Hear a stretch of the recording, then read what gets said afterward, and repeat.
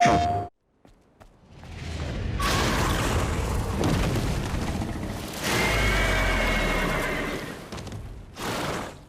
welcome back to PlayStation Access. My name is Dave, and I'm joined today by Rosie. Hello, everyone. And we have been playing loads of Stellar Blade. Yes. Which I think has come as a real surprise, actually. It's been a surprise to you and I, which is partly what this video is going to be about, because it's not the game we expected.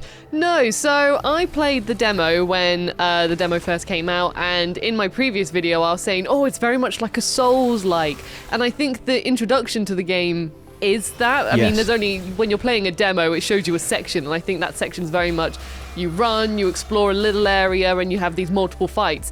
Whereas I was surprised by how much the game opens up. Once you've finished the demo area, which is that big boss with the electric powers, you still have to explore a bit more of the city, and that's when you're introduced to new neighbours, such as there's a horse one, and it even neighs, which I really liked. It does neigh, I can't deny it. You know when you see something and you think, oh, that looks like a horse, and then it just has that final little touch, you're like, that's a horse. That's a horse, yeah. So it introduces you some new neighbours, some new fights, and that's when you're introduced to your initial hub world, which is Zion. And this is like a rundown city, which is kind of like the only safe haven now for humans. And within this area, for example, you've got loads of characters you can meet, and you've got a bulletin board with a bunch of side quests you can do.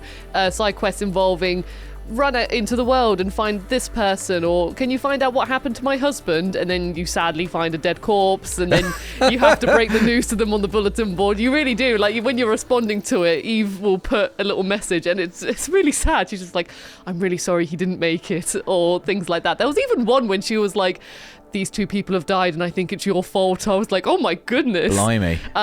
So there's loads of little side quests you can do, and then after Zion, you go into your first open world area, which is the Wastelands. You can tell it's the big first one because you get a map. Okay. So we've been running around this whole city in the first section of the game, just exploring, seeing what's around, and now it's like, oh, you got a map that you've got to manage. Yeah. At first I thought, oh yeah, this looks fine, I can run around and explore, but it's a lot bigger than I thought it was going to be. And it's filled with just loads of little things you can find. For example, there was a character called Digger, and it looks like they've made an obstacle course, which is like, I need you to activate this and this and this in this order for me, please. And it looks like you have to puzzle your way to find out how to get to these boxes. There's also loads of things you can platform around and climb. You might have seen there's ledges with yellow bars and things. Yes, definitely. So loads of opportunities like that. You can just look down and think, oh, what's that down there? There was an area in Zion that I didn't realize had a rope, and I thought, oh, I haven't been down there, and I found a can. You can collect cans. Yeah. Then when Eve picks them up, she does a little pose with them as well. And you can make a little cabinet to display them in as well. Well, I think you're doing a great job of just explaining, like, how many different kind of genres this touches on, and sort of game mechanics that includes. I think it does a really good job of slowly introducing all of these things. Certainly, I think if the game, 4 hours in was the game you started with, it would be quite a lot to handle. There's quite a lot to think about, but the way it kind of the trail of breadcrumbs you go on from the start of the game, slowly learning, start with combat and then slowly learning all these extra bits and pieces, exploring the skill tree, your drone friend, who eventually also will have like kind of powers of its own. Not only is it the world that expands, but also your combat. Right. So the drone does turn into a gun that you can equip on your arm. So not only have we been seeing lots of slashing action with a sword and dodging mechanics, but now you've also got a gun. So you can do more tactical thinking with long-ranged attacks. There are different kinds of bullets you can equip as well. And when you come across some crates, you have to do a little mini game in order to unlock it, and that does include target shooting, for example, or there's enemies that are best approached by shooting them from a distance. So again, just another way it expands. There's even some sections of the game where you will lose your melee weapon and abilities as well, and only be able to use the drone and its ranged ability. So there really is an awful lot in this game, and it does keep kind of giving you new things to do and think about. As you said, I think the platforming sections are extremely interesting. There's kind of like lots of platforming puzzles, but also just kind of puzzling around how to, at one point you have to create a bridge to get to the next section of the game. I accidentally smashed this girder through a wall and discovered like a whole little secret area. Oh, did you? Yes, I did. I didn't do that. And as you said, collectibles in the cans. It's slightly even Metroidvania. Because you will be coming back to places with new skills you've unlocked. For instance, I haven't yet unlocked it, but I've seen there's a double jump. Oh, I really want the double jump, Dave. I know that's going to get me to places that I can't currently get. There's a lot of passcodes to be found, so you're finding doors or maybe crates that have got a passcode, and you can't hack them or guess them. You have to find the passcode, usually on a dead body somewhere in the world. Yeah, there's lots of sad dead bodies that you find lots of things from. And it does that thing I find very useful where you can see in your menus the gaps. So, you can see where I've only found 5 of the 12 passcodes in this area and that kind of thing. So it's got huge amounts of replayability in that way. I think there's lots of stuff to do all the time, lots of things to be doing and exploring. And I think the sense of progress, therefore, is really, really good. I think, we did think that this was maybe more of an action RPG when we played the demo originally. Actually, I don't know that that's quite right. And it feels much less punishing, perhaps, than a lot of action RPGs, certainly. Probably because it keeps giving you these little extra things to try, these little extra weapons in your arsenal, whether it's actual weapons in terms of the ranged ability or different move sets. I think that the training ability on the skill tree is excellent and really helpful for players who perhaps aren't so comfortable with combat games or specifically like a kind of a Soulsborne game. In Stellar Blade you have access to a training mode so that anytime you learn a new skill you can instantly go into this safe place and test it, and it will show you. It's like Tekken or something, like a training area in Tekken. You can see the button combinations you've put in, you can see when you've got it right, you can see when you've got it wrong, and I spent a good sort of 10 minutes in there when I unlocked the perfect dodge. I was going to say I used it a lot for like the blue attacks when you have to dodge and actually go in towards the direction as well. Absolutely. To get used to when it flashes on your weapon and when the best time to do it is. So I definitely agree the training room is brilliant for just warming up to it as well. And a lot of games wouldn't do that. They'd give you that skill, but they'd expect you to just cut your teeth out in the field, which can be stressful and can be quite, demanding, especially if you keep not nailing like a parry timing or something. Whereas Stellar Blade goes, it's much more, I think it makes me feel much more cool as a player because I feel able and capable. Yeah. And I feel like if I'm not doing very well in the game for some reason, there's loads of ways for me to get better and to figure it out. I think it gives you everything you need.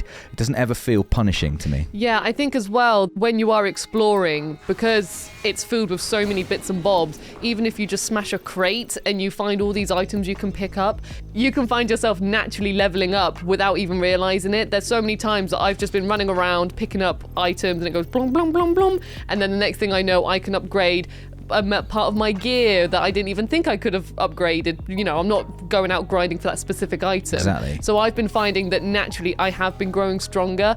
And then in the more like open worldish sort of areas, there are some difficult challenges. I know we're saying that it's not as brutal as we thought it was going to be, but there are still those brutal challenges. Yes. There was one where I went to pick up a box and I got ambushed by there was like a horse or a horse-style Natiba, as well as 2 standard Natibas that you meet at the beginning and some tentacle Natibas, and they were all slashing at me in this tiny arena, and that caught me off guard because again I got comfortable with like, I've leveled up without let's look at my skill tree, I'm doing really well, and then it still is like no, here's an ambush, surprise, and I did get slapped around a lot from that. So I think that what you're saying about the game being really good with training you, I just think it's really good that from your exploration you do get really rewarded as well without even realizing it. So that when you do progress with the story, you're like, wow, I really have gone stronger. Yeah, I'm really good at this game. Yeah, absolutely. Like you said, it's just a natural progression that happens, both with you getting better at the game and with the game giving you the things you need to get better without you having to try especially hard to go and find them, or you don't have to work too hard to find those materials to upgrade. And I think, the challenge is definitely there, but it does give you all those tools to be able to overcome it. And I've never felt stuck. I felt like, that's difficult, I'm going to have to try harder here, but I've never felt that kind of anguish of kind of banging your head against a wall several times. Like, how am I going to get past this bit? We haven't felt that yet. Not yet. That's true. And we haven't finished the game. That's definitely true. So anything could happen. Yeah. Well, when it comes to challenge in these games, I guess the biggest challenge you'd expect would be the bosses. I've only fought a couple of bosses, Rosie. I know you're much further ahead in the game than I am. I'd love to know what you think of the bosses and if any have stood out to you. Well, I really like their designs, first of all. But in terms of the difficulty, I don't know if it's because my skills have progressed and I've got used to the combat, but it's not as daunting as I thought it was going to be. Each boss I've done, I've been able to not feel stressed about them. I feel like if you just take the good tactical approach, learn their moves, yes, you do take a couple of hits, but once you're able to do those perfect parries, dodge, and you just learn their abilities, I think they're very doable and it's very fair. Whenever I've messed up, it's been because I've tried to do a little perfect parry, but I've just got the timing wrong. And also I have found that from exploring the wastelands, I even came across the Corruptor boss, which was kind of like the horse Natibus, but it had needles in its head, which you encounter when you're exploring the city. And it just was there in the wastelands, but it was a more advanced version. So even though with the Corruptor, when I fought it in the city, I thought, I defeated this boss first time, look at me go. Bringing that boss back, they've upped the difficulty for it, but again, that's just an optional additional challenge that if you want the rewards in the open world, then you're going to have to fight this. You thought you were good with this boss, well, here we go, try this version. So I think it's really good that they do keep it balanced, but then if you do want the challenge, the bosses are going to come back potentially. Yeah, definitely. And I think I've never had that horrible dread when I've entered a boss room. It's always been like, I think I can do that. I'm excited for this. It's excitement, if anything. Exactly, and especially because I do think that the monster design in the game is excellent.